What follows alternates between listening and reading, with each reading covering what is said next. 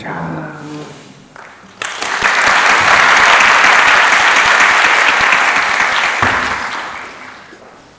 원래 시간이 45분 예정되어 있지만 우리 학생들이 어떤 질문을 하느냐에 따라서 2시간도 될 수 있고 3시간도 될 수 있습니다. 어느 질문이라도 사양하지 않습니다. 적석에서 질문하고 적석에서 답변을 다 합니다. 그러니까 어떤 내용이라도 가리지 않습니다. 그 생각을 해 두셨다가 질문을 해 주시기 바랍니다. 원래 덕강이라 하면 일방적으로 자기 이야기하고 가버리고, 근데 그렇게 하는 것은 나는 의미가 없다는 생각이에요. 청년들이 생각하고 청년들이 느끼고 청년들이 추구하는 세상이 어떤 세상인지 그걸 알고 또 그 이야기를 다 듣고 자료를 챙겨가지고 가는 게 그게 특강의 본질이 아닐까, 나는 늘 그런 생각을 합니다. 지난번에 경북대학 가서 내가 특강을 학생들이 하고 질의응답을 자연스럽게 했습니다.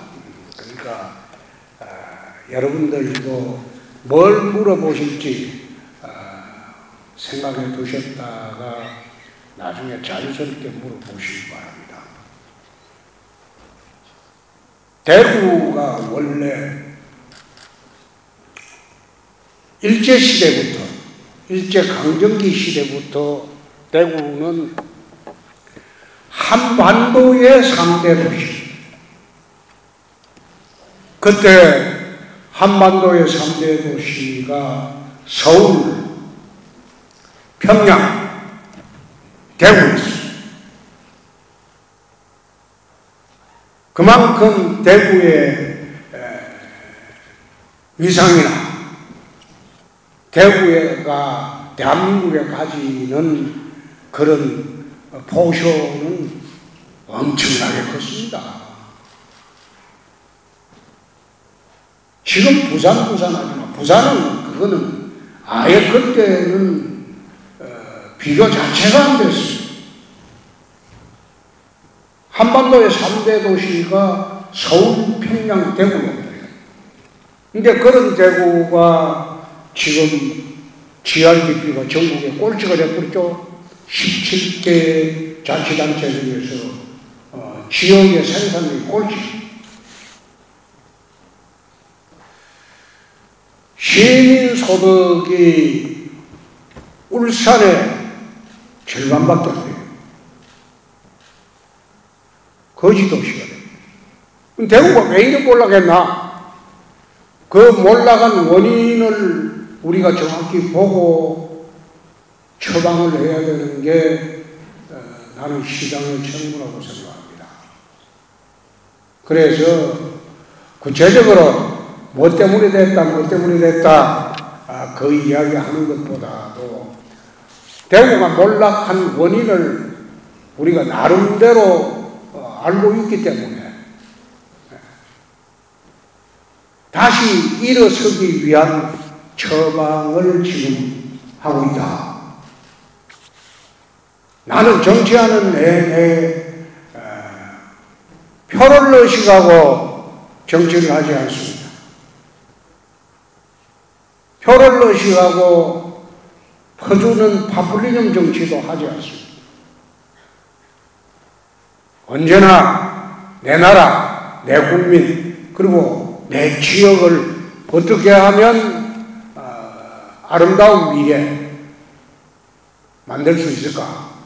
그 생각으로 아직 통상 정치 하듯이 표 얻기 위해서 행사장이나 돌아다니는 그런 정치하지 않습니다. 시장이 된 지 8개월 됐는데 나는 행사장에 잘 가지 않습니다. 행사장에 가면 인사하고 한마디 하고 사람들한테 얼굴 알리고 그리고 손을 들고 나오는, 그렇게 하면 하루 종일 행사장 다니다가 시간 다 보냅니다. 주말 행사장에는 난 또 나가지 않습니다. 특별한 경우에 주말은 쉬는 날이에요. 주말은 우리 시청 공무원들도 주말에 출근하는 실국장들은 좌천시킨다고 했어요. 실국장들이 나오면 밑에 시청 공무원들이 과장, 직원들이 다 따로 나와요. 휴일에 시청에서 나와서 근무한다고 얼쩡거리는 직원들은 좌천시킨다고 했어요. 그 평일에 열심히 안 했다는 거거든. 평일에 열심히 일하지 않은 사람이 주말에 나와서 일한다고 그렇게 해요. 주말이나 휴일은 친구, 애인, 가족, 이 사람들하고 즐겁게 노는 거예요. 즐거운 시간 보내는 거예요. 그런데 그게 일에 찌들려서 살아서는 안 된다. 그래서 우리 대구시에서는 제가 들어온 이후부터 주말에 일하는 놈은 무능한 놈이다. 그래 딱 정리를 내놨기 때문에 주말에 나오는 직원들이 없습니다. 가족들하고 친구들하고 또 연애들하고 재미있게 돌아다니다가 그 다음은 월화수목금만 열심히 하면 된다. 그리고 우리는 야근을 권장하지 않습니다. 야근을 하려면 부서장의 허락을 받아라. 퇴근 시간 되면 다 퇴근해라. 소위 워라벨이라는 게 그런 거 아닙니까? 일할 때 열심히 하고 즐기고 놀 때 열심히 놀고 그래 하는 게 인생이지. 일에 파묻혀가지고 거기에 노예가 돼가지고 죽기 살기로 하는 거 그거는 인생이 아니다. 그래서 주말 근무 금지하고 야간 근무를 나는 또 금지를 합니다. 그러면 업무 시간 중에 8시간 충분히 전력을 다해서 일하면 야근할 일이 없다. 근데 야근하는 거는 대부분인데 어떤 경우는 야근을 해야 되는가 하면 예산 편성하는 부서나 이런 거는 시간이 딱 긴박할 때는 밤샘 근무도 해야 돼요. 그런 경우 외에는 일할 때 일하고 놀 때 신나게 노는 것이다. 그렇게 해서 공직기관부터 우선 바로 잡아놔야 돼요. 그래야 시민들이 따라오는 거예요. 공무원들이 제대로 된 공무원을 만들어야지 시민들이 따라옵니다. 지금 하고 있는 모든 작업들은 대구 굴기라고 금년도 시정방침을 이야기했어요. 한번 벌떡 일어서 보자. 한반도의 3대 도시가 이렇게 몰락을 해서 되겠나? 벌떡 일어서 보자. 그 일어서는 일로 시정 혁신을 이루려고 산업구조 대개편을 해야 돼요. 대구가 이 정도로 큰 것은 섬유도시였기 때문에 컸는데 섬유가 몰락하기 시작하고 난 뒤부터 대구가 몰락하기 시작했어요. 산업구조를 대개편할 시기를 놓쳐버렸어요. 30년 전부터 해야 돼요. 그걸 하지 않고 미루다가 대구가 몰락합니다. 그래서 30년 전에 해야 옳았던 산업구조 대개편을 지금 하고 있습니다.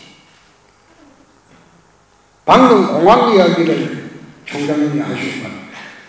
공항이 왜 필요한가? 60, 70년대는 경제발전의 원동력은 고속도로였어요. 박정희 대통령 시절 고속도로를 우리가 뚫고 난 뒤부터 경제가 비약적으로 발전한 시절이었어요. 물류 소통이 원활해지니까 무역이 정대하고 생산이 정대하고 일자리가 늘어나고. 그런데 21세기의 경제발전의 원동력은 하늘길입니다. 하늘길을 열어주지 않고는 경제발전을 하기가 어렵습니다. 지금 동천공항에서 공항이 있다, 국제공항이라 하지만 저거는 동네공항입니다. 미국 가보면 조그마한 시골 카운티에도 저런 공항이 많아요. 근데 저 공항 가지고 기껏해야 동남아 왔다 갔다 하는 그 공항밖에 되지 않아요. 그런데 공항이 있으려면 세계로 직접 뻗어나가는 공항, 그런 하늘길을 열린 공항이 돼요. 그 열린 공항을 만드는 게 지금 TKC 공항이에요. 오늘 국토위에서 이제 법안이 통과됐어요. 이제 법사위 넘어가서 고려위 넘어가는 거는 이번 달 내로 아마 이제는 걸림돌이 없어졌어요. 그래 되면 본격적으로 군위 어선 지역의 국제규모의 공항이 생깁니다. 우리나라 항공은 98.2%가 인천공항으로 나갑니다. 여객도 물류도. 그렇게 나가다 보니까 모든 첨단 산업들은 수도권 이남으로 내려오질 않아요. 못 내려와요. 내려올 수가 없어요. 고국어가 지금 제품을 생산해서 수출을 하려면 항공으로 해야 돼요. 전부 98.2%가 인천공항으로 나옵니다. 그러니까 지방까지 공항이 첨단산이 못 내려와요. 내려올 수가 없어요. 구조 자체가 안 돼 있어요. 근데 그걸 깨려고 하는 게 TKC 공항. 수도권에서 집약된 여객 물류의 30%만 대구 경북으로 가져옵니다. 대구 경북의 공항 주변에 거대한 새로운 경제권이 생깁니다. 첨단 산업 도시가 됩니다. 대구도 거기에 맞춰갈 수밖에 없어요. 그래서 공항이라는 게 얼마나 중요한 것인지 거기에 대한 인식이 사람들이 별로 없어요. 대구 국회의원들도 잘 몰라요. 근데 그렇게 만들어 놔면 대구 경북의 수도권의 상당수의 차지하는 그런 거대 경제권이 새롭게 생깁니다. 국가 균형 발전하자, 지방대학 살려달라, 30년을 외쳐본들 그게 개선되질 않아요. 될 수도 없어요. 그런데 그렇게 하려면 기업이나 경제의 중심지를 지방으로 옮겨야 되는데 국가가 강제적으로 강제할 수 없어요. 기업하는 사람들은 그 장사꾼입니다. 장사꾼이 이익이 안 되는데 어떻게 시골로 지방으로 내려오려고 그랬어요. 그래서 지방으로 내려오면 세계로 가는 물류 수송의 길도 열고 그리고 문화환경, 의료환경, 교육환경 수도권 못지않게 다 해주겠다. 그러니까 알아서 내려오너라. 수도권에 이세범들 땅 한 평에 1,000만 원 넘어가는 그 장소에 어떻게 공장을 지을 수 있나? 기업을 세울 수 있나? 지방에 내려오면 한 평에 10,000원짜리 땅도 내 수백만 평 만들어줄게. 그래서 정부의 이야기에서 지난번에 신호지사들한테 그린벨트 해제권도 이번에 다 돌려받았어. 우리가 필요하면 그린벨트도 100만 평방미터까지 시장이 자율적으로 해제하는 거예요. 그래서 산업부지 만들고 기업 유치부지를 다 만들고 그 사업을 지금 대구시에서 추진을 하는데 오늘 통합신공항법이 정말로 힘들게 해당 상임위원회를 방금 했습니다. 그래서 앞으로 대구 신공항은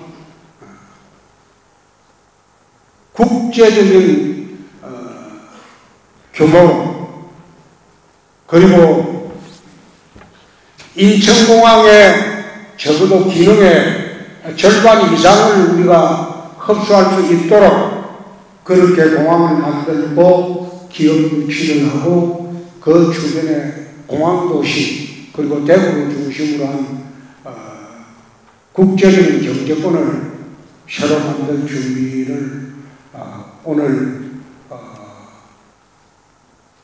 법이 통과되면서 시작이 되었다. 이렇게 말씀을 드리고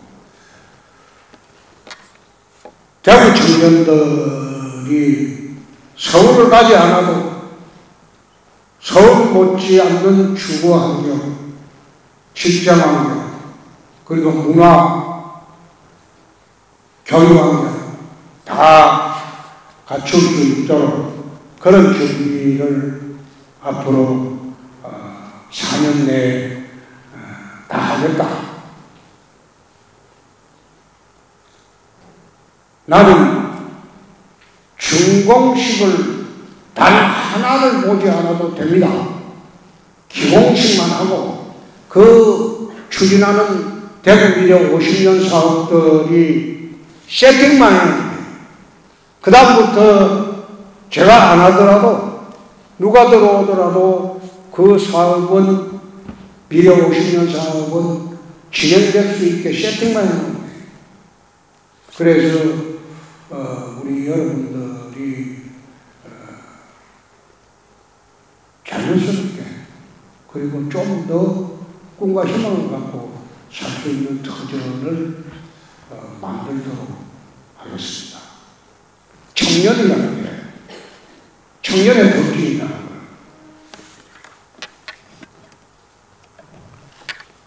꿈을 잃어버리면 청년이 아닙니다.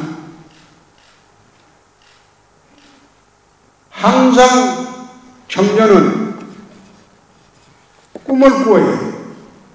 꿈 없는 인생은 그거는 죽은 인생. 꿈을 잃어버리지 않고 꿈을 실현해 나가는 그 과정을 나는 청년이라고 합니다. 그 나이가 필요 없어요. 나이가 60이든 70이든 80이든 꿈을 갖고 꿈을 이루기 위해서 노력하고 살아가는 게 나는 그런 사람들을 청년으로 봅니다. 청년이라고 해도 꿈도 없고 의욕도 없고 그렇게 살면 그거는 노인 세대지. 청년의 의미라는 것은 나는 꿈이라고 합니다. 꿈을 꿀 수 있는 세대가 청년 세대고 꿈꾸며 사는 것이 또 청년 세대고 꿈을 위해서 노력하는 세대가 청년 세대라고 했어요.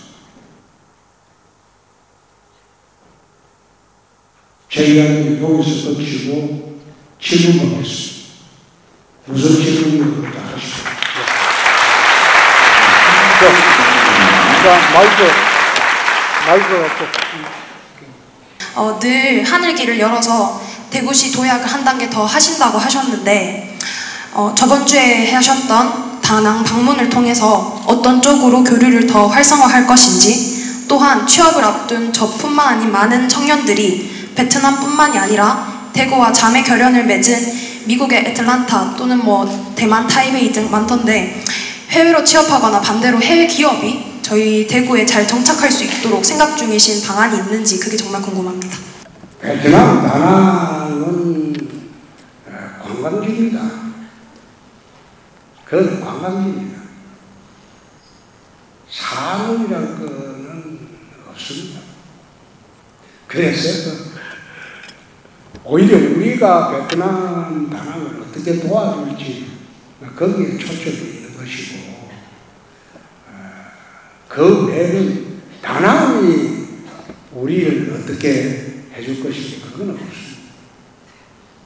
정작 해외기업 유치는, 내가 이야기하는 해외기업 유치는, 우리나라는 해외에 제조업을 하는 기업은 우리나라에 오지 않을 겁니다. 민주노총 금속노조가 감성노조를 유지하고 있는 한 해외 제조기업들은 우리나라 오지 않습니다. 지난번에 앨런 머스크가 기가팩토리를 한국이나 인도네시아에 전기차 공장이지 설립하겠다. 그래 이야기해서 이제 대통령께서도 앨런 머스크한테 전화하고 전국의 지자체에 다 연락해서 앨런 머스크 기가팩토리 공장, 전기차 공장을 어디에서 유치시설을 내라고 할 때 대구시 관계자 보고 우리 내지 마라고 했어요. 절대 오지 않는다. 앨런 머스크가 야가 빠진 사람인데 어떻게 대한민국의 강성노조 때문에, 금속노조 때문에 GM이 들어왔다가 망하고, 그 다음에 인도의 마인드라가 들어왔다가 망하고, 이런 나라에 제조업하러 들어오겠나? 들어오지 않는다. 우리나라는 고임금 국가입니다. 임금이 베트남의 10배예요, 10배. 베트남의 삼성전자에 근무하는 직원의 월급을 한국 기준으로 하면 우리 10분의 1밖에 안 돼요. 고임금 국가에 강성노조와 금속노조가 노동 현장을 다 장악하고 있는데, 이 나라에 무슨 투자할 게 있다고 외투기업들이 들어옵니까? 제조기업들은 안 들어옵니다. 들어오지 않습니다. 그러니까 기가팩토리가 바로 인도네시아 갔잖아요. 지금은 강성 노조들이 장악하고 있는 작업 현장에는 현재 있는 기업들도 폐업도 못하고 계속 사업도 못하고 실패양난. 지금 그런 형편인데 무슨 외투기업들이, 외국 투자기업들이 우리나라에 제조업 하려고 들어옵니까? 그건 질문 자체가 잘못됐다. 야가 기업을 유지하겠다는 것은 국내 기업입니다. 국내 대기업입니다. 지금 노동법 개정을 하는데 주 69시간 그 내용만 딱 보고 전부 반발하고 있죠. 그거는 우선 그렇게 하려면 노사가 합의해야 돼요. 노동에서 합의 안 해주는 거 안 돼요. 합의를 전제로 일을 열심히 더 할 사람은 더 하고 집중적으로, 그럼 놀 사람은 한 달도 더 놀아버리고, 정부에서 발표하는 거는 그런 취지야. 노사가 합의해서 집중적으로 일할 사람들이 일하고, 그 놀 때는 휴가가 하루 이틀이 아니고 한 달 동안 휴가를 준다 이거예요. 그렇게 발표한 거를 전부 앞뒤 잘라버리고 주 69시간 하면 과로사를 죽는다? 그런 식으로 지금 일부 사람들이 거짓 프레임 짜서 정보를 공개합니다. 누가 주 69시간을 매주 하라 그러면 할 수 있겠어요? 그 취지가 그게 아닌데도 그런 식으로 너무 쉬우니까 꼼짝없이 당하는 거지. 그래서 이런 노동개혁이 전제되지 않으면 대한민국 미래 없습니다.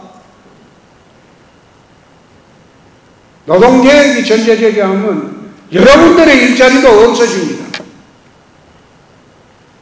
자급정마다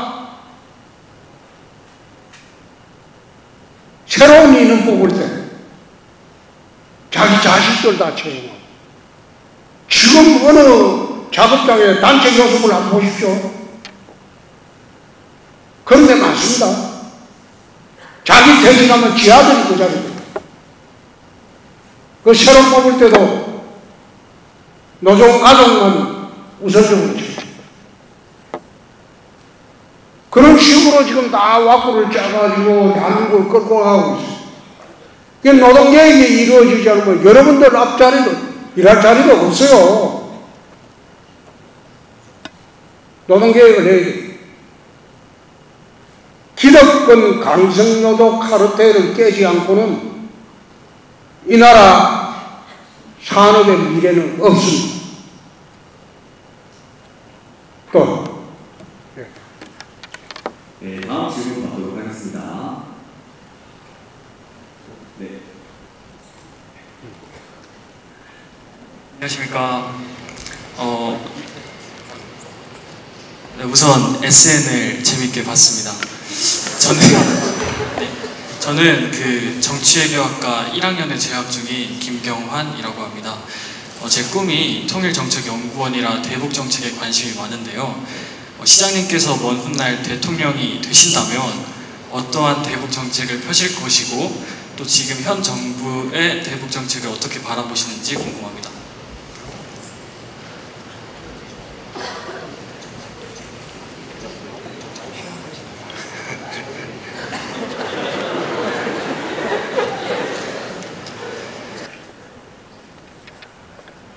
대북정책은 한번 이야기를 하겠습니다. 우리 젊은 청년들이 지금 현실이 어떻게 되어 있는지 여기에 대해서 전혀 감흥이 없어요. 91년도에 노태우 대통령 시절에 한반도 비핵화선언을 했어요. 김일성이요.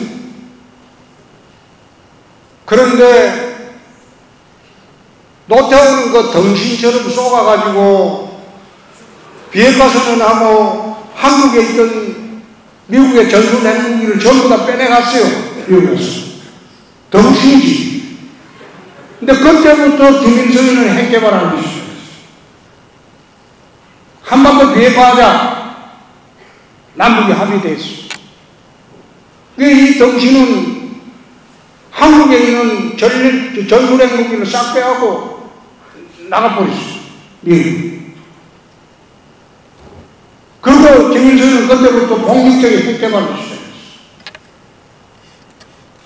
지금 어떻게 되어 있습니까? ICBM까지 개발했어요. 김정은이가 자기 체제 유지만을 위해서라면 ICBM을 개발할 필요가 없어요. 핵탄두만 갖고 있습니다. 근데 왜 ICBM까지 개발했을까? 대륙간 탄도까지. 미국을 직접적으로 공격할 수 있는 ICBM까지 왜 개발했을까? 유사시에 미국의 참전을 못하게 하기 위해서 만든 게 ICBM입니다. 미국이 워싱턴이 불바다될 것으로 각오하고 한국전 참전할 수 있겠습니까? 안 하죠. LA가 불바다를 핵으로 불바다될 것 각오하고 한국에 군대 보낼 수 있겠습니까? 뭐 보내지? 미국이 어떤 나라인데? 미국은 지금 건국 이래에 미국 본토를 직접 공격할 수 있는 나라가 러시아하고 중국밖에 없었어요. 이제 북한까지 생겼다. 러시아와 중국은 통제가 가능해요. 그러나 북한은 통제가 안 돼요. 소위 로그 스테이트라고 해요. 불량국가라고 해요. 그러면 미국의 발목을 딱 묶어놓고 한국을 며칠 전에 800m 상공에서 핵폭발한 실험까지 잘 성공했다고 했어요. 며칠 전에 그 발표됐잖아요. 못 봤지? 모르지? 관심 없죠? 그죠? 관심이 없지? 히로시마에 핵폭발을 한 게 600m입니다. 원래 핵폭탄은 땅에서 폭발 안 해요. 원자폭탄이나 수소폭탄은 땅에서 폭발 안 해요. 600에서 800m 상공에서 폭발해요. 폭발한 순간 수십만 도의 열이 발생합니다. 그리고 핵폭풍이 발생합니다. 자기가 뜨겁다고 느끼지도 못하고 그대로 사람이 분해되고 증발돼요. 모든 물질이 증발합니다. 영산 상공에서 핵폭탄이 터지면 핵폭탄의 규모에 따라서 서울 시민들 적어도 500만 이상은 순식간에 죽습니다. 그 실험을 이번에 했다고. 며칠 전에 발표했잖아요. 방송도 신문이고 그게 얼마나 대한민국 국민들한테 심각한 위협이지. 뉴스를 만드는 신문이고 방송이고 본 일이 없어요.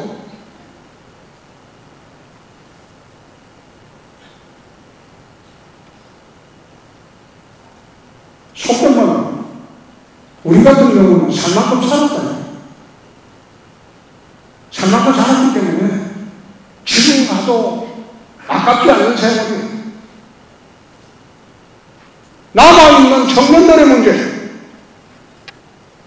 근데 정작 당사자들은 거기에 대해서는 둔감해요.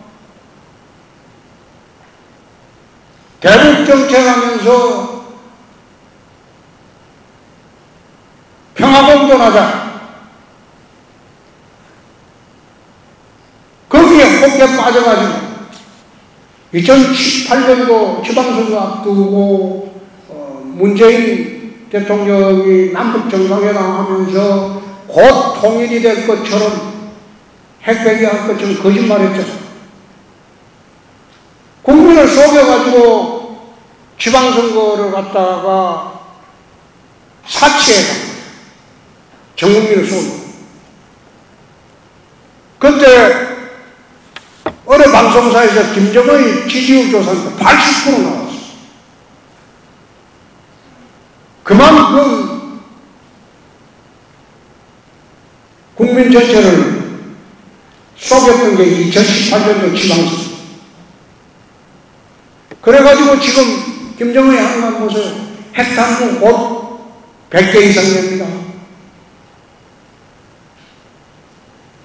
대구 안 지키지 않습니다. 지금 어디 전쟁이 일어난 순간에 전방이 어디 있어요? 미사일이 날아갑니다.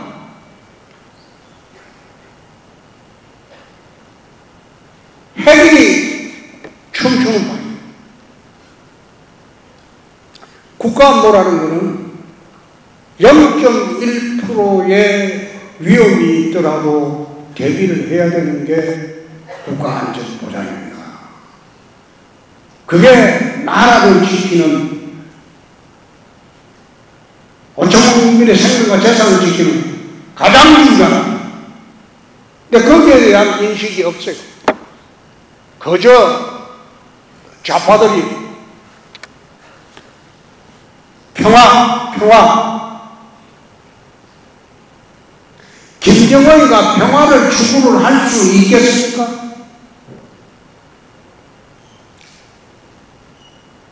평화를 추구하고 남북이 긴장 상태에 가지 않으면 김정은 체제는 바로 무너집니다. 자기 체제를 유지하기 위해서는 끊임없는 긴장 상태를 유지하지 않을 수 없죠. 그런 대북 정책을 하는데 강도가 칼을 들고 덤비는데 우리는 맨손으로 야, 잘 지내자. 그게 말이 되는 소리네.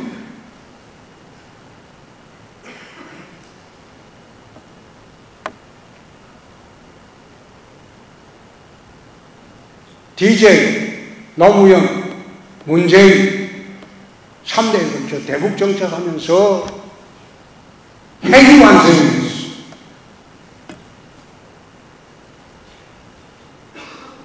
그 국민들 몰라요. 그 감흥 없어요. 그 사람들은 대북 정책에 하나는 역사에 큰 죄를 지은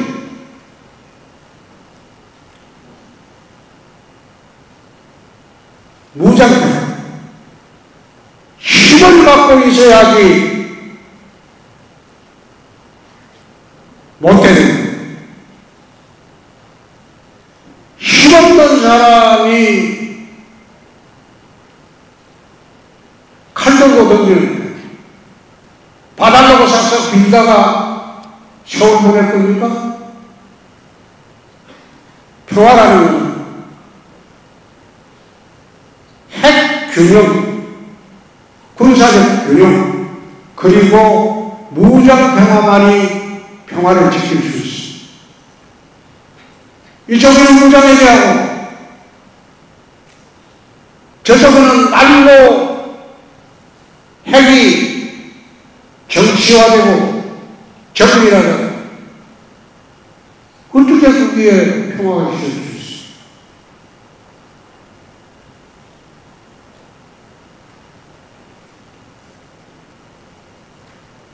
나는 참 딱하다는 생각이 드는 게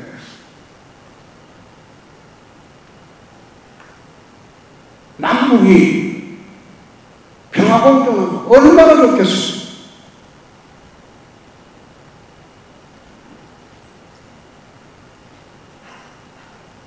힘이 없는 평화는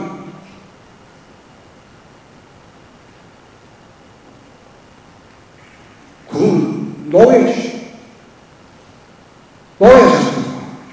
지금 이미 북핵에 노예가 돼 있어요. 북핵에 노예가 돼 있어요.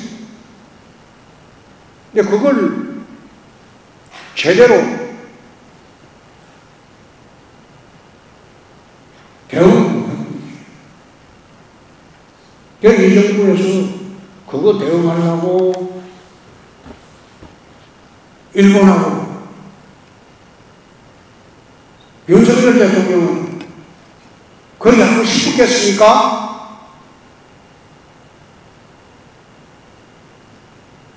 북한, 중국, 러시아 똘똘 뭉쳐가지고 덤비는. 우리는 그럼 우리 힘으로 혼자 됩니까? 한미일 자유주의 동맹이라고 공부해야 될 거야. 국민 감정이 일본에 안 좋다는 걸 윤석열 대통령이 모르고 이번에 합의를 했습니다. 지금은 북중러 사회주의 동맹하고 한미일 자유주의 동맹이 세력이 부딪히는 장소가 한반도예요. 한반도에서 지금 휴전선을 사이에 두고 북중러 사회주의 동맹하고 한미일 자유주의 동맹이 격렬하게 부딪히는 그런 시간. 그러니까 미국 쪽에서 한일 관계를 정상화해달라. 방법이 있었겠습니까?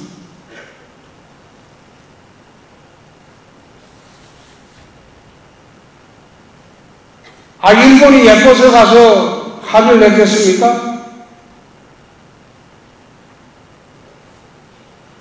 나는 개인적으로는 2017년도에 10월에 전술핵 재배치 문제로 일본 방문해서 야당 대표할 때 아베 일본 수상하고 회담할 때 그 이야기를 했어요.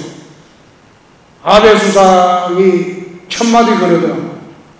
강제징용 문제고 그 다음에 어떻게 좀 생각하냐고. 그래서 내가 그 자리에서 그래요. 첫마디. 일제강점기에 내 돌아가신 아버님이 강제징용 끌려갔다가 1년 만에 구사일생 살아온 적이 있었다. 그 말 지금 나한테 물어보면 내에 대해서 좋은 말 나가겠냐? 오늘 내가 여기 온 거는 북핵 문제 때문에 왔다. 어제는 북핵에 한정해서 이야기하자.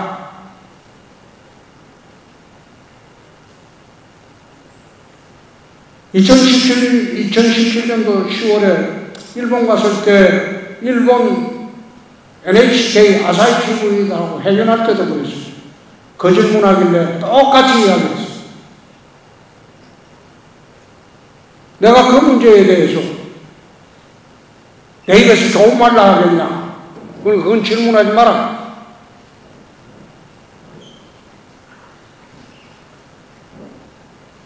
한일 문제 이것도 부득이한 거예요. 부득이한 거. 지금은. 그런데 그걸 나라를 팔아먹었니? 온갖 난리를 치는 거 보고 참 답답하다. 2011년도인가요? 그때 한미 FTA 협상을 내가 국회에서 날치기로 통과시켰어요. 그때 내보고 이완동 같은 놈이다. 미국의 나라 팔아먹었다. 온갖 모욕을 한 달 동안 하였어요. 근데 그게 한미 FTA 하고 난 뒤에 미국에서 어떻게 나왔어요? 트럼프 대통령이 됐었죠. 그게 자기 나라에 불리하니까 강제로 개정하자고 요구해서 우리가 개정을 해줬잖아요.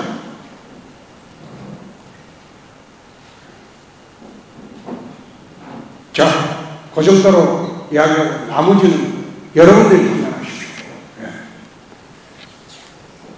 자,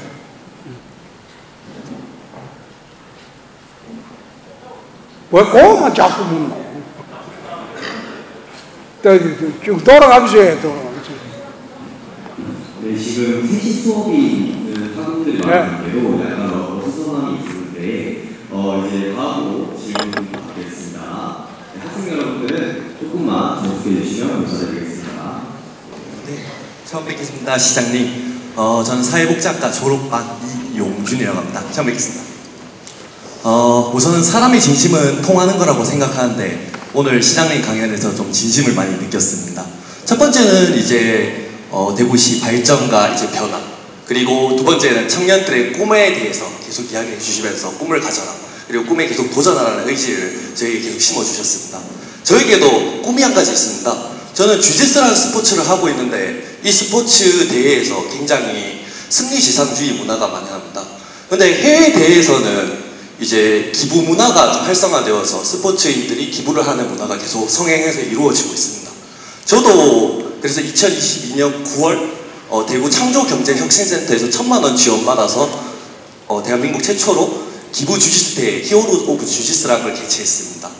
거기서 이제 250만 원 위기 가정 아동 대상으로 이제 기부를 굿네이버스를 통해서 해야 되는데 이번에는 전국 대학생 기부 주짓수 대회를 대구에서 개최하고 싶습니다. 혹시 시장님께서 이제 저에게 기회를 주신다면 장소 대관과 그리고 오셔서 자리를 좀 빛내 주시는 걸 요청드리고 싶습니다. 혹시 가능한지 알 수 있겠습니까? 주짓수? 예, 대구에서 전국 대학생 주짓수 대회를 열고 싶은데 혹시 봐주실 수 있는지. 검토해 보겠습니다.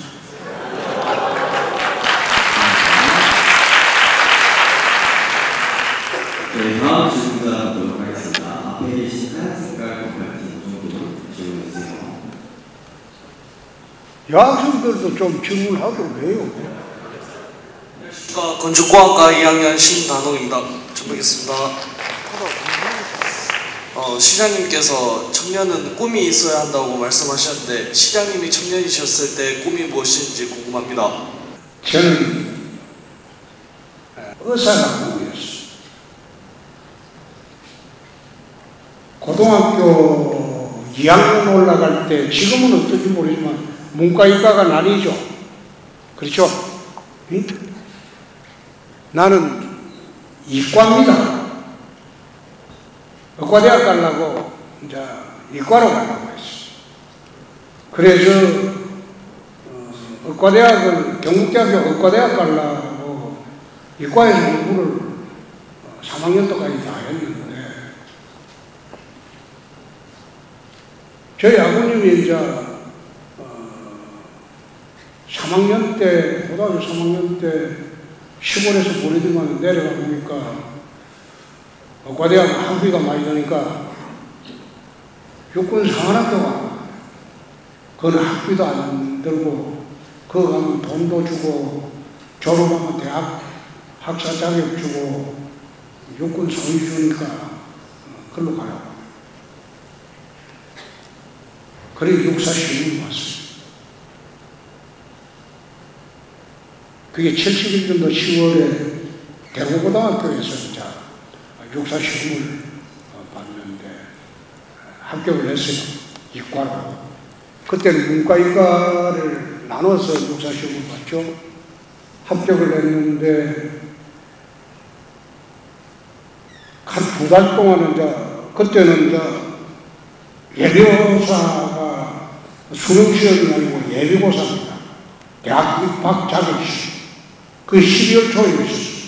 12월 초에 있기 때문에 10월 달에 특차로 합격을 했기 때문에 더 이상 공부할 거 없다고 보따리 싸가지고 촌으로 내려가서 놀고 있었어요. 그 예비고사 시험 보고 예비고사 합격했어요. 그러니까 이제 육사 들어갈 준비를 하고 있는데 집에 이제 저희 아버님이 시골에서 억울하게 파출소 끌려가가지고 이틀 동안 모질게 당하는 것을 봤어요. 고등학교 3학년 12월에. 그거 보고 난 뒤에 군대 가서는 안 되겠다. 경찰 잡으려면 뭐 되면 되나? 이런 물으니까 검사를 해야 된다고 하더라고요. 그래서 1월 초에 다시 대구 와서 그때 우리 대명동에 살았죠. 영남학교가 대명동에 있었으니까 거기서 한 20일 벼락치기로 문과 공부를 했어요. 20일. 영남고등학교는 그 당시에 제2외국어를 가르쳐 주지 않았습니다. 독일어뿐. 그 당시에 이제 우리 재단 이사장님께서 재미있는 말씀 하셨어요. 영어도 못하는 것들이 무슨 제2외국어까지 가르치냐? 그 시간 자습해라. 근데 독일어 불어를 몰라. 독일어 하든 불어 하든 둘 중에 하나예요. 그런데 서울대학은 유일하게 독일어 불어 필수로 시험을 봐요.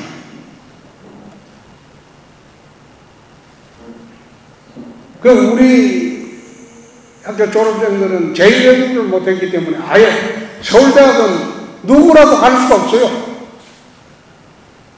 그때는 공고사가 있어요.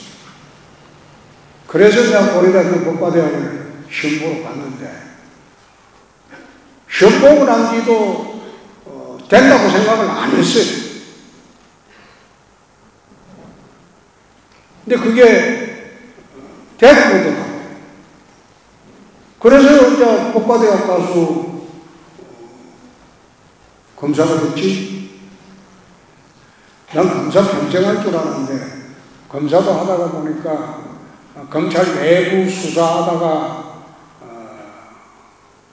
고위 우리 검찰 간부 수사하다가 밉보여가지고 나가라고 했어. 그래서 쫓겨나왔지. 90년도. 쫓겨나와서 그냥 변호사하고 편하게 살라고 했는데 광주에 근무하면서 조직폭력배들을 내가 한번 청소를 한 일이 있어요. 광주에서 71년도 5월부터 91년 5월부터 92년 7월까지 광주 전남 지역에 조직폭력배를 한번 싹쓸이했어요. 그때 잡아왔던 애들이 이제 다 풀려 나와가지고 95년도 되니까 변호사 하려고 문을 열었는데 매일같이 찾아와서 이제 겁주고 가는 거예요. 덕분에 학교 잘 갔다 왔다고. 그 우리 집사람하고 자식들 협박하고 변호사님은 그걸 지켜낼 수가 없어요. 그래서 할 수 없어가지고 정치판에 들어갔지. 근데 그때는 모래시계 드라마 때문에 뭐 선거 한 35일 들어가서 드라마만 틀어놓고 있으니까 그냥 압도적으로 당선시켜주더라고요. 그래서 국경을 시작했어요.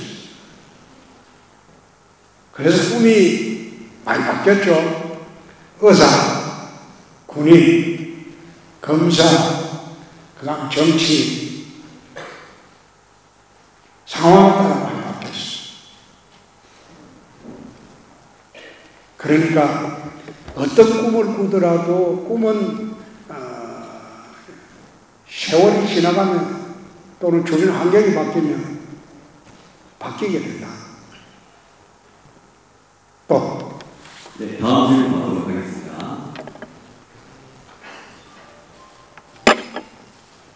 네, 좀 앞에 계십니다.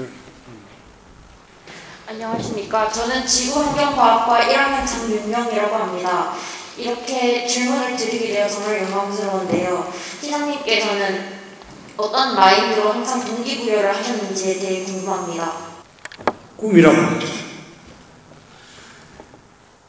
나는 지금 나이 70을 앞두고 내가 국회의원을 5번 했어요.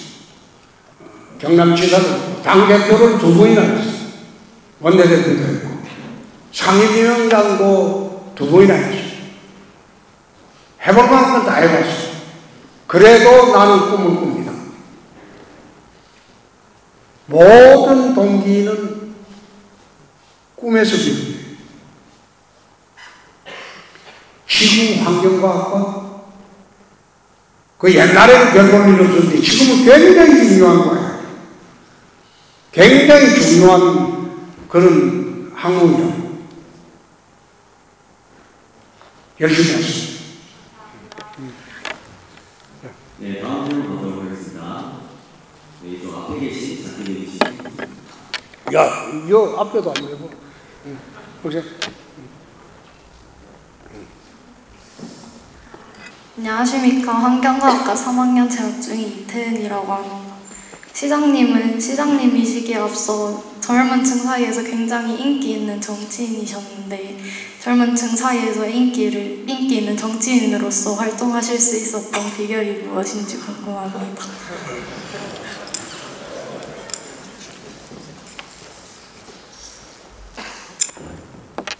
그건 나는 모르죠.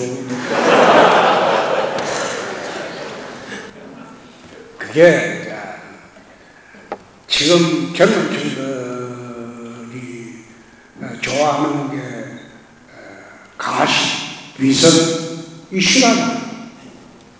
그 말 빙빙 돌려가는 것도 실화다. 좋으면 좋고 경상도 말이 있잖아. 됐나? 됐다. 그러구나. 근데 그런 식으로 이제 저는 공직생활 내내 그런 식으로 살았어요. 근데 젊은 세대들 트렌드에 맞추려고 늘 노력하죠. 내가 아까 시작할 때 이야기했었습니까? 나이를 기준으로 세대 구분하는 시대는 아니다. 생각을 기준으로 하는 시대다. 젊은 시대에도 꿈과 희망이 없으면 그건 노년층이나 다를 바 없죠. 노년 세대도 장년 세대도 꿈과 희망을 갖고 계속 열심히 사는 그 사람이 청년 세대예요. 그래서 나는 방금 학생이 물은 거는 왜 그랬는지 난 잘 몰라요. 하나는 있지. 나 젊은 여학생들이 나를 꼰대라 생각하면서 싫어하는 줄 내가 다 알아. 근데 내 연애학 이야기 해줄까요? 제가 대학을 다닐 때, 대학교 3학년 때 우리 고려대학교 정문 앞에 국민은행 안암동 지점이 있었어요. 근데 그 안암동 지점에 돈 찾으러 가보다 그 지점에 창구에 있는 아가씨가 진짜 내가 보기에는 달덩이처럼 생겼어요. 난 그때 몸무게가 46kg였어. 근데 그때 돈 찾으러 갔다가 야 저런 아가씨가 참 한번 이야기라도 한번 해봤으면 그 생각하고 이제 했는데 우리 각지는 군산 여상 나와서 국민은 안암동 지점 우리 대학교 맞은편에 그 지점에 근무를 했어요. 그 돈 찾으러 갔다가 이제 말 한마디 못 걸고 넉 달 동안 매일 점심시간에 하숙집에서 밥 먹고 올라갈 때 500원, 1000원 찾았다가 그 이튿날 저금하고 넉 달을 그러다가 이제 우리 친구들한테 이야기하니까 우리 친구들이 가서 데리고 나와서 그래 연애를 시작했다고. 연애를 시작했는데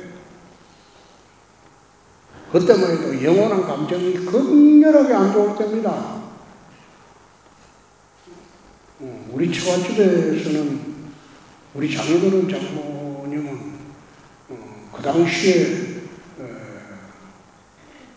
은행 근무하면 아주 폼 잡고 우쭐댔대. 근데 저거 그때 경상도 촌에서 와가지고 돈도 하나도 없는 놈이고 아버지도 없고 일찍 돌아가셨으니까 호르몬이 밑에서 집도 없는 놈이고 군대도 안 갔다 오고 생긴 것도 깨재재하고 몸무게도 보니까 지금 뼈하고 살만 발라놓은 것처럼 그때 46kg였어. 못 먹어가지고 그 실했는데 그래도 5년 동안 연애를 했어요. 그래서 사법시험 합격하고 우리 처갓집 30대 때는 전라북도 부안인데 그 찾아가가지고 짱짱한테 내가 약속대로 나를 데리고 간다. 대신 결혼식 때 내가 해줄 게 없다. 받지도 않는다. 대신 장인어른을 내는 어르신을 경상도 몸에 꾀제제하고 볼품도 없고 돈도 없고 대신 장인어른은 우리 집 오지 마라. 내가 안 받아준다. 그래서 결혼을 했거든. 전 결혼해서 동천 칠동에 지하단간 세방에서 살았죠. 서울 동천 칠동에 그 지하단간 세방에서 여름 되면 그게 연탄 불이 그 연탄 가스가 안 빠져요. 기압이 낮아지니까. 그래 살면서 이제 그래도 둘이는 좋으니까 그런데 살아도 우리 뭐 싸우지도 안 하고 한 40년 넘었죠. 잘 살고 있지. 근데 요즘 젊은이들을 보면서 나는 청춘 드라마를 가끔 봅니다. JTBC가 그 청춘 드라마를 많이 되거든. 젊은이들 연애하는 패턴을 요즘 어떤 건지 그 드라마를 통해서 보면 옛날에 우리 때하고는 좀 틀리다. 그때는 순정이 있던 시대야. 그냥 순정이 있던 시대. 서로 좋으면 어떤 어려움도 힘을 합치면 헤쳐나갈 수 있다고 맹목적으로 믿고 살던 시대예요. 그래서 요즘 젊은이들이 결혼 안 하고 물론 뭐 캐리어 우먼들도 많고 남자들은 또 무책임한 놈도 많지 그러니까 그런 풍조가 있는 거는 좀 안타깝다. 그런 생각이 들어요. 그걸 이야기를 내가 잘 안 하는 거는 그 이야기하면 이제 꼰대 이야기라고 하거든. 내 때는 이랬다. 이 소리 들을까 싶어서 내가 이야기는 안 하죠. 자, 아유, 이제 손을 저리면 너무 많이 든다, 이제. 네, 다음 질문자 보도록 하겠습니다. 네, 저쪽에 카메라 옆에 계시는 질문해 주시면 감사드리겠습니다. 안녕하십니까, 시장님. 저는 국제통상학전공 2학년 재학 중 이나경이라고 합니다. 이 자리를 빌어 저는 가벼운 요청을 하나 드리고자 합니다. 우선 최근에 시장님 덕분에 버스가 저녁 늦은 시간까지 동점까지 운행을 하면서 저희 대학생들이 안전하게 늦은 시간에도 귀가할 수 있도록 만들어주셔서 정말 감사합니다. 버스 막차 끝까지 동점까지 운행하는 거에 대해서 감사합니다. 그거 당연한 건데 왜? 그 다음으로 작년에 경북대학교에서 강연하실 때 경대 학생이 937번 버스의 불편함에 대해 얘기하는 거를 제가 봤는데 사실 저희도 조금 버스 노선에 불편한 점이 좀 있습니다. 저희 집이 대곡동인데 차를 타면은 15분 만에 오고요. 버스를 타면은 약 1시간 정도가 소요됩니다. 또 칠곡에 사는 친구들이 많은데 급행 7번 버스를 이용하면서 등교하는 학생이 많은데 급행 7번 버스의 배차 간격이 15분에서 17분 정도로 조금 긴 편이라서 학교 올 때 좀 노선도 많이 복잡하고 차가 또 많고 거리고 멀고 또 시간이 오래 걸려서 조금 불편한 점이 많다고 생각합니다. 그래서 계명대학교로 오는 버스는 정말 많거든요. 그런데 노선이나 시간 면에서 조금 비효율적이라고 생각을 드려서 말씀드리게 됐습니다. 성서공단의 근로자들과 저희 학교 학생들을 위해서 버스 노선을 조금 조정해 주셨으면 좋겠습니다. 감사합니다.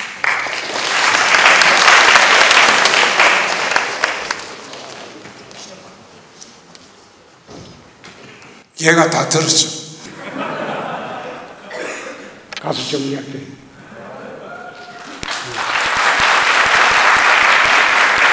사실은 그렇습니다. 이제 이게 밤새도록 해도 다 이제 시간이 모자랄 건데 오늘은 처음 하니까 이쯤 하고 나도 들어가서 또 일해야 할 일이 좀 있어요. 대구에 이제 교육부하고 협의해서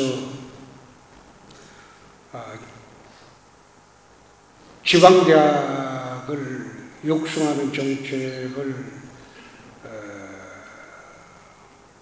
대구시가 주도를 이제 합니다. 교육부로부터 돈을 교육부가 대구시한테 줍니다. 그래서 우리는 지금 지방대학 육성을 지방대학을 제대로 만들기 위해서 준비를 하고 있는데 대구시는 경북대학하고 계명대학밖에 없죠. 뭐 전문대학이 있기는 하지만 주요 대학은 경북대학, 계명대학밖에 없기 때문에 또 계명대학이 강점이 있는 분야가 있습니다. 그 분야를 집중적으로 육성을 하려고 합니다. 여러분들 열심히 공부하셔서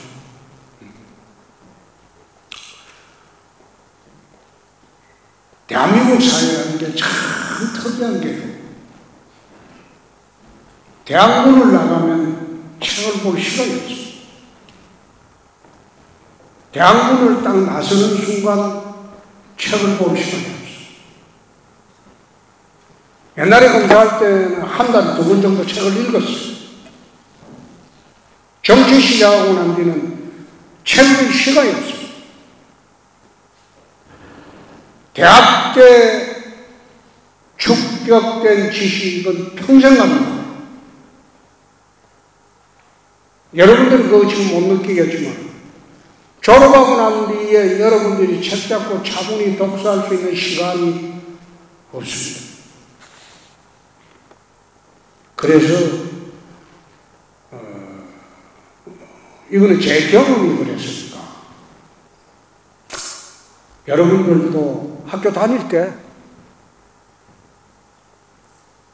죽도 공부해야 돼. 평생 공부를 이때 하고 끝내는 거예요. 평생 공부를. 평생 할 공부, 전공. 대학원 가고 교수를 지망하는 사람은 달라요. 그 사람들은 평생을 책을 봐야 됩니다. 그러나 그렇지 않고 교수 지망하지 않는 사람들은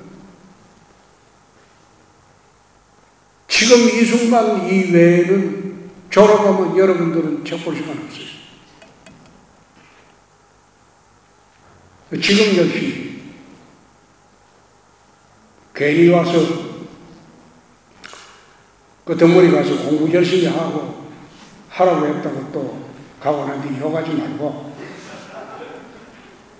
내가 지금 요즘도 책을 보려고 분야별로 내가 관심 있는 분야 책을 놔놓고 있습니다만 집에 들어가 보려고 하면 피곤해서 그럼 텔레비전 좀 보다가 자려고 사무실에 와서는 사무실 일이 바쁘니까 그걸 1시간도 정독할 시간이 없어요.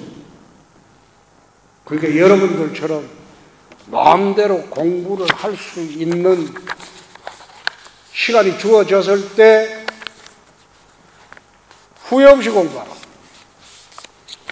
부탁합니다.